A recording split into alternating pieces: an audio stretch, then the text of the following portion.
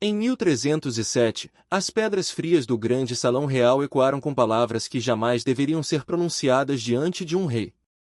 Eduardo II da Inglaterra, filho do temido martelo dos escoceses, encontrava-se diante de seus próprios nobres, não como soberano, mas como acusado. Os barões, homens que haviam jurado lealdade à sua coroa, agora se erguiam contra ele com acusações devastadoras que ressoariam através dos séculos. Naquele momento histórico, a própria fundação da monarquia inglesa tremeu, estabelecendo um precedente que mudaria para sempre a relação entre rei e súditos da Inglaterra medieval. O eco daquelas palavras mortais, incapaz de governar, penetraria nas paredes de pedra e na história como um presságio sombrio do destino que aguardava este monarca condenado. Se você está fascinado por essas histórias sombrias do poder medieval, inscreva-se no canal para descobrir mais segredos enterrados da realeza europeia. A ascensão de Eduardo ao trono havia sido prometedora, pelo menos na superfície dourada das cerimônias de coroação. Filho de Eduardo I, o conquistador implacável do país de Gales e martelo destruidor dos escoceses, esperava-se naturalmente que continuasse o legado de ferro e sangue de seu pai. Eduardo I havia sido reconhecido como um dos monarcas mais respeitados, temidos e politicamente astutos de toda a Europa medieval. Um homem que havia expandido dramaticamente as fronteiras inglesas através de campanhas militares brutalmente eficazes e diplomacia maquiavélica. Sua morte em 1307 deixou expectativas monumentais sobre os ombros de seu herdeiro, expectativas que se provariam não apenas impossíveis de cumprir, mas tragicamente destrutivas para a estabilidade do reino e a dignidade da coroa inglesa. Eduardo I havia sido um rei-soldado no sentido mais completo da expressão medieval. Passou décadas de sua vida adulta em campanhas militares, dormindo em tendas de campanha, planejando cercos elaborados, conduzindo pessoalmente cargas de cavalaria que quebravam as linhas inimigas como ondas contra rochas. Sua reputação militar era tão formidável que inimigos frequentemente se rendiam antes mesmo de enfrentar suas forças em campo aberto. Mais importante ainda, ele possuía a capacidade rara de combinar brilhantismo tático com visão estratégica de longo prazo, construindo um império que parecia destinado a dominar as ilhas britânicas por gerações. Mas desde os primeiros dias de seu reinado, sinais profundamente preocupantes emergiram como rachaduras numa fundação aparentemente sólida. Onde seu pai demonstrava determinação implacável e foco intenso nas questões de Estado mais cruciais, Eduardo II mostrava hesitação crônica, desinteresse flagrante pelos assuntos governamentais, e uma tendência perturbadora de se distrair com passatempos que os nobres consideravam inadequados para um monarca. Onde o rei anterior inspirava temor reverencial entre aliados e inimigos através de sua presença física dominante e reputação de crueldade calculada, o novo monarca despertava desprezo mal disfarçado e sussurros zombeteiros nos corredores do poder real. Sua personalidade era fundamentalmente, quase tragicamente diferente da figura paterna titânica que havia dominado a política europeia por décadas através de uma combinação de genialidade militar, astúcia diplomática e brutalidade seletiva mais devastadoramente eficaz. Eduardo II parecia mais interessado em atividades artísticas, trabalhos manuais e entretenimentos teatrais do que nas responsabilidades sombrias do poder real. Contemporâneos relatavam com escândalo mal contido como o rei preferia passar tempo com artesãos, músicos e atores em vez dos guerreiros estadistas que tradicionalmente formavam o círculo íntimo dos monarcas ingleses. O jovem rei possuía paixões e relacionamentos que escandalizavam profundamente a corte medieval conservadora. Seu favorito absoluto, Piers Gaveston, um cavaleiro gascon de origens relativamente modestas mas ambições ilimitadas, exercia sobre Eduardo uma influência que muitos contemporâneos consideravam não apenas perigosa politicamente, mas moralmente corrupta e completamente inadequada para os padrões rígidos da época. Gaveston não era simplesmente um conselheiro próximo, companheiro de caça, ou mesmo confidente militar, mas aparentemente o íntimo mais próximo do rei em todos os aspectos da vida pessoal e política. A natureza exata do relacionamento entre Eduardo e Gaveston permanece historicamente controversa, mas evidências contemporâneas sugerem uma intimidade que ultrapassava dramaticamente qualquer precedente conhecido na corte inglesa medieval. O rei cobria seu favorito com presentes extravagantes que incluíam joias preciosas avaliadas em fortunas, territórios inteiros com suas rendas associadas, títulos nobiliárquicos tradicionalmente reservados apenas para membros da mais alta aristocracia hereditária, e acesso privilegiado a decisões políticas que afetavam todo o reino. Gaveston controlava efetivamente o acesso físico ao rei, determinava quem poderia ou não participar de reuniões importantes, e exercia influência sobre nomeações governamentais que rivalizava ou até superava a dos conselheiros mais experientes e qualificados disponíveis. Os barões observavam estes desenvolvimentos com alarme crescente que rapidamente se transformou em indignação aberta e depois em fúria homicida. Eduardo concedia favores sistemática e aparentemente caprichosamente excessivos a Gaveston enquanto negligenciava deliberadamente questões fundamentais de segurança nacional, administração governamental eficaz e manutenção das alianças internacionais que sustentavam o poder inglês na Europa medieval. O favorito recebia rendas de condados inteiros, controlava o acesso às audiências reais, participava de decisões militares para as quais não possuía qualificação ou experiência relevante, e tratava os nobres tradicionais com um desprezo arrogante que beirava um insulto deliberado. As guerras na Escócia, herdadas de seu pai como um legado de conquista incompleta mas promissora, eram conduzidas sem a determinação estratégica, recursos adequados, ou liderança competente necessários para alcançar vitória decisiva. Os escoceses, liderados por figuras carismáticas e militarmente competentes como Robert Bruce, aproveitavam-se astutamente da aparente fraqueza, desorganização crônica e falta de foco inglesa para recuperar territórios perdidos, fortalecer sua resistência nacional e infligir derrotas humilhantes que ecoavam através de toda a Europa como evidência da incompetência do novo rei inglês. Eduardo parecia incapaz de compreender que guerra medieval era uma atividade que requeria atenção constante, planejamento meticuloso, recursos financeiros enormes, e acima de tudo liderança pessoal inspiradora que motivasse soldados a morrer por sua causa. Em vez disso, delegava responsabilidades militares cruciais a comandantes subordinados enquanto permanecia na corte focado em seus entretenimentos pessoais e o relacionamento com Gaveston.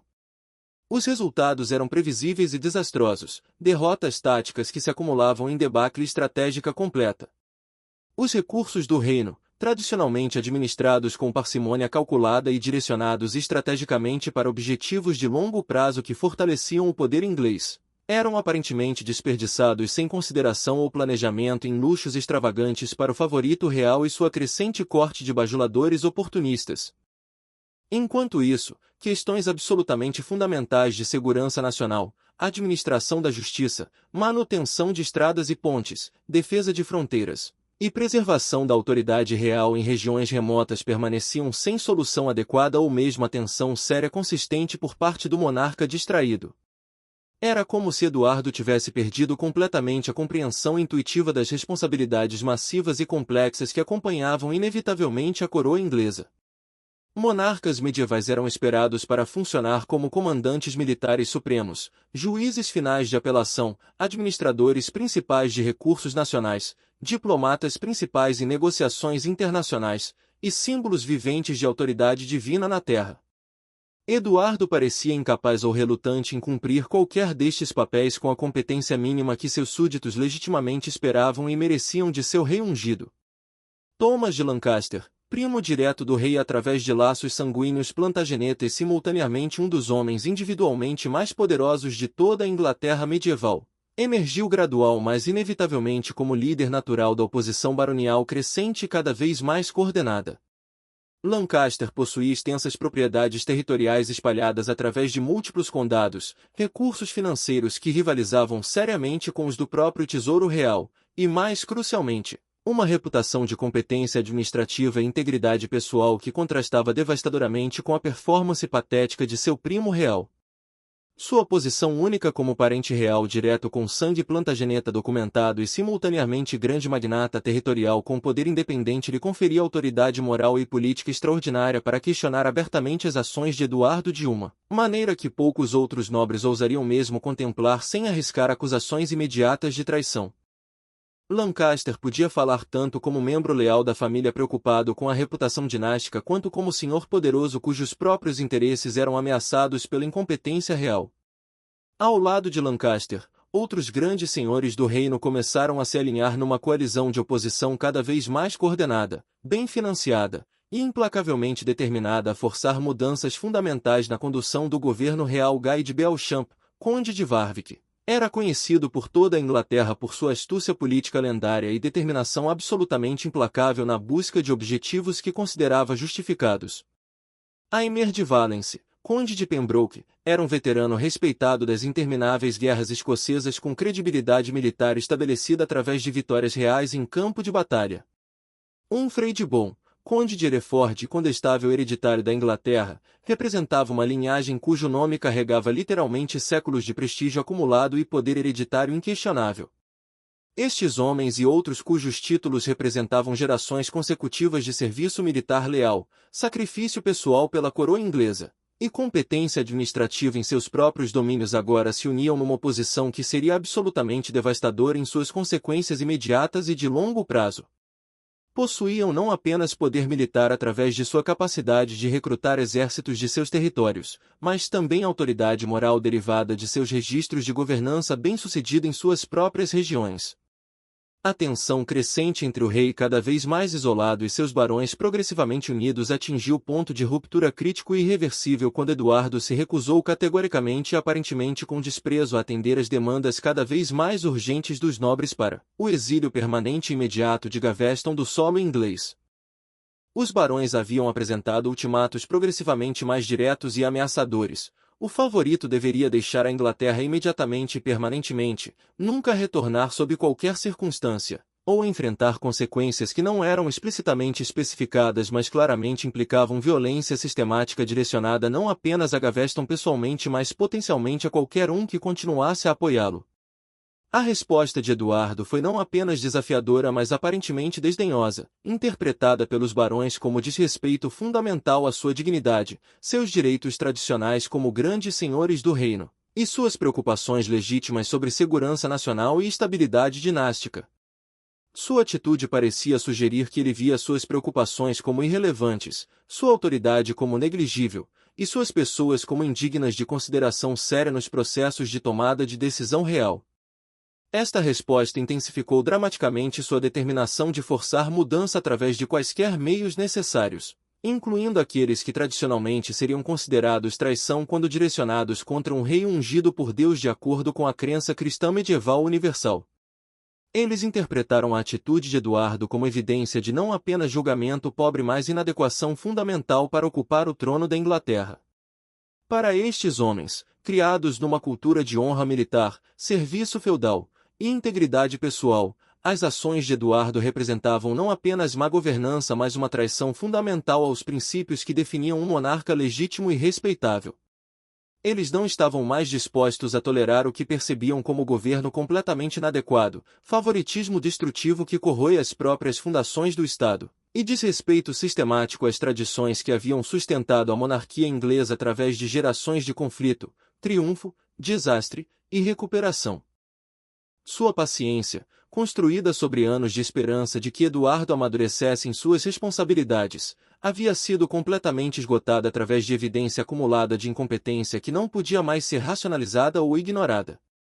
A reunião parlamentar de 1307 tornou-se o teatro dramático para um confronto sem precedentes históricos na história inglesa até aquele momento decisivo.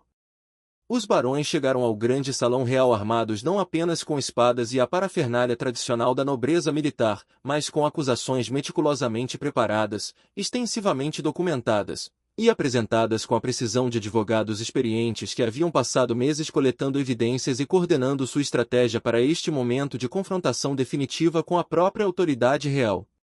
Eles haviam passado meses se reunindo secretamente, compartilhando informações, construindo consenso, e desenvolvendo uma estratégia legal e política coordenada projetada para apresentar Eduardo com escolhas que o forçariam a aceitar limitações fundamentais em seu poder ou enfrentar consequências que poderiam incluir a própria deposição. Sua preparação era minuciosa, sua determinação absoluta, e seus argumentos legais cuidadosamente construídos para apresentar uma fachada de legitimidade para ações que eram revolucionárias em suas implicações para relações futuras entre coroa e nobreza. As acusações eram devastadoras em sua especificidade, escopo abrangente, e peso acumulado de evidência apresentada. Eduardo foi formalmente acusado de ser fundamentalmente incapaz de manter ordem civil e militar através do reino, de sistematicamente desperdiçar recursos públicos em luxos frívolos para favoritos inadequados ao invés de funções governamentais essenciais, de falhar completamente na condução das guerras essenciais para a segurança nacional e prestígio internacional da Inglaterra medieval. Mais grave ainda, questionaram abertamente sua capacidade mental e moral básica de exercer poder real de maneira adequada aos interesses superiores da própria nação inglesa. Os barões apresentaram evidência detalhada de incompetência administrativa que havia se acumulado ao longo de anos de observação, territórios específicos perdidos na Escócia devido à negligência militar e incompetência estratégica, desperdício financeiro documentado em presentes extravagantes para Gaveston quando receitas reais eram necessárias para funções governamentais essenciais, nomeações incompetentes para posições administrativas cruciais baseadas exclusivamente em favoritismo pessoal ao invés de mérito demonstrado ou experiência relevante. Cada acusação era apoiada por testemunhas dispostas a testemunhar sob juramento, documentos que podiam ser examinados por qualquer observador, e exemplos concretos que pintavam um retrato devastadoramente completo de incompetência real sistemática.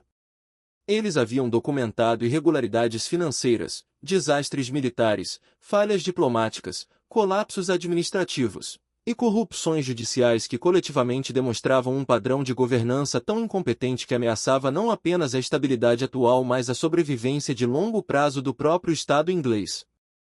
Seu caso não era baseado em conflitos de personalidade ou desacordos políticos, mas em evidência documentada de falhas de performance que qualquer observador razoável teria que reconhecer como bases legítimas para preocupação sobre competência real. O momento da confrontação real foi carregado de simbolismo medieval profundamente significativo para todos os presentes. Um rei, ungido por Deus de acordo com crenças religiosas universalmente aceitas da época, sendo questionado publicamente de forma organizada por seus próprios vassalos, representava uma inversão radical e potencialmente herética da ordem divina estabelecida por séculos de tradição cristã e teoria política.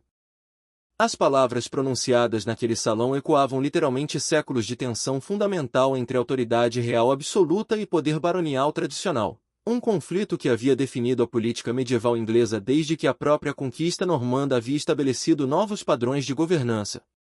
Isto não era simplesmente uma disputa política que podia ser resolvida através de processos normais de negociação e compromisso. Isto era um desafio fundamental aos conceitos estabelecidos de autoridade real, direito divino, e ordem social e hierárquica que formavam as fundações da própria teoria política medieval. Todos os presentes entendiam que, independentemente do resultado imediato desta confrontação, as relações entre coroa e nobreza nunca mais seriam exatamente como haviam sido antes deste momento de desafio aberto. Eduardo tentou desesperadamente resistir a este desafio sem precedentes à sua autoridade, invocando repetidamente sua autoridade divina como rei ungido através de cerimônias sagradas que o conectavam diretamente à vontade de Deus na terra, apelando para tradições ancestrais que haviam sustentado teoricamente o poder monárquico absoluto por gerações de reis ingleses, lembrando os presentes dos laços de lealdade feudal que teoricamente ligavam os barões à pessoa real independente de suas ações ou políticas particulares. Ele citou precedentes históricos de reis anteriores que haviam governado com autoridade inquestionável, invocou repetidamente o nome e legado de seu pai como legitimação para sua própria posição, e tentou despertar sentimentos de lealdade dinástica que haviam sustentado a monarquia plantageneta através de gerações de conflito e triunfo. Eduardo tentou lembrar os barões de seus juramentos de fidelidade feitos em sua coroação, juramentos que os ligavam religiosa e legalmente a apoiar a autoridade real independente de suas opiniões pessoais sobre políticas específicas. Ele apelou para seu senso de honra como cavaleiros cristãos, seu medo de punição divina por rebelião contra o representante ungido de Deus, e suas preocupações práticas sobre estabilidade social que poderia ser ameaçada por qualquer precedente de resistência bem-sucedida à autoridade real legítima. Mas suas palavras soavam cada vez mais ocas e desesperadas diante da determinação implacável e organização cuidadosa dos barões reunidos contra ele. Eles haviam claramente se movido além do ponto de reverência tradicional automática, motivados por frustrações acumuladas ao longo de anos de observar o que consideravam destruição sistemática das instituições e tradições que mais profundamente valorizavam. Sua certeza moral de que mudanças drásticas eram absolutamente necessárias para salvar o reino da ruína completa dava às suas ações uma determinação que nenhum apelo à tradição poderia possivelmente quebrar ou mesmo modificar significativamente.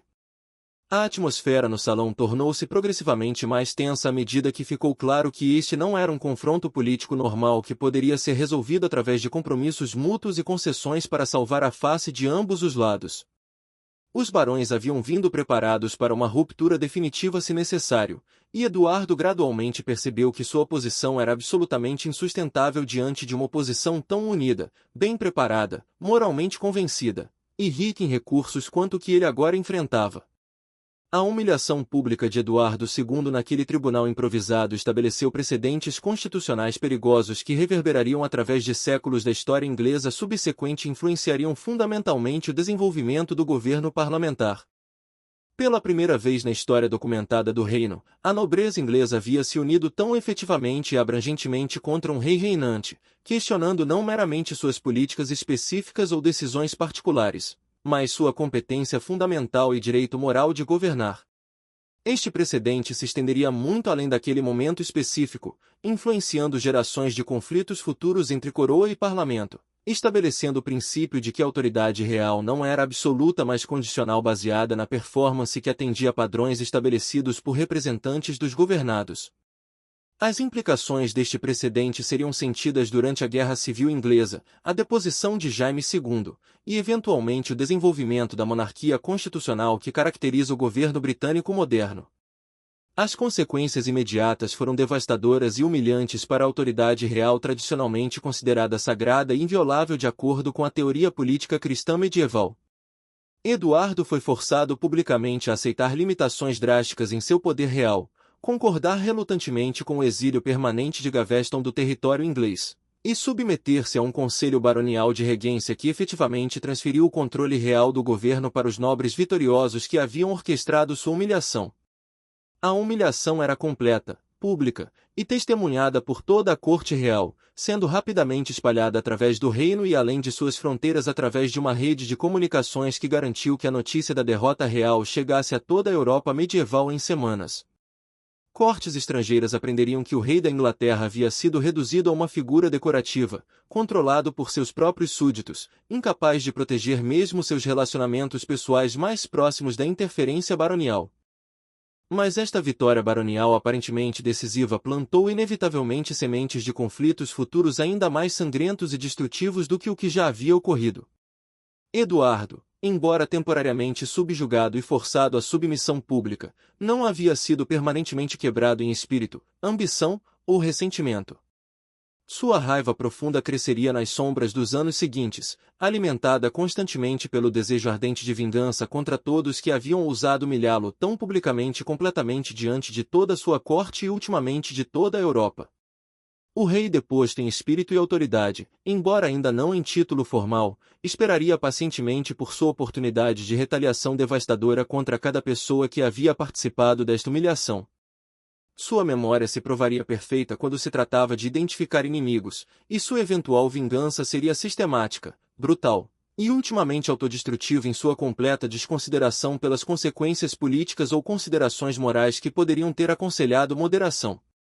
A Inglaterra mergulhou inevitavelmente num período prolongado de instabilidade política crônica que duraria décadas e custaria literalmente milhares de vidas através de guerras civis, execuções políticas, invasões estrangeiras e perturbação social que enfraqueceria fundamentalmente o reino. A autoridade real, uma vez questionada tão fundamentalmente e publicamente, nunca mais seria automaticamente aceita ou obedecida inquestionavelmente pela nobreza inglesa ou pessoas comuns que haviam testemunhado o precedente desta resistência bem-sucedida. As sementes da eventual deposição e assassinato horrível de Eduardo II foram plantadas neste momento quando seus barões primeiro o declararam inadequado para governar. Deste ponto em diante, seu reinado seria caracterizado por conflito constante, rebelião periódica, vingança sistemática contra inimigos reais e imaginários, e ultimamente uma descida à tirania e paranoia que lhe custaria não apenas seu trono, mas sua vida numa das execuções mais horríveis já registradas na história real inglesa. A palavra incapaz, ecoada através das paredes de pedra daquele salão, seguiria Eduardo até seu túmulo. Uma profecia cumprida através de suas próprias ações e sua incapacidade de aprender com este aviso sobre as consequências da liderança inadequada numa era quando reis eram esperados para ser guerreiros, administradores, E símbolos de autoridade divina capazes de inspirar respeito através de competência ao invés de exigir obediência através do nascimento apenas.